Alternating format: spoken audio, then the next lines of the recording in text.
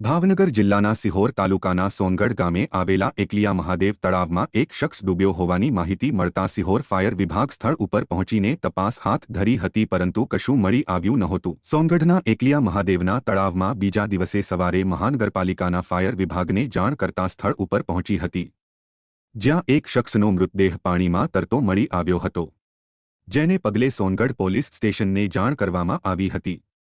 જો કે આ શખ્સ જીગ્નેશ જેરામભાઈ મકવાણા આશરે 35 વર્ષીય સિહોર તાલુકાના પીપળિયા ગામનો રહેવાસી હોવાનું ખુલવા પામ્યું હતું।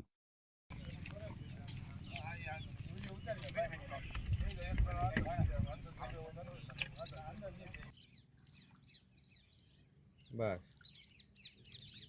મયુરભાઈ તમે એક જણ રજયભાઈ સામેથી એવું લાગે તો નહીં દે મૂકી દો મોબાઈલ હાલો।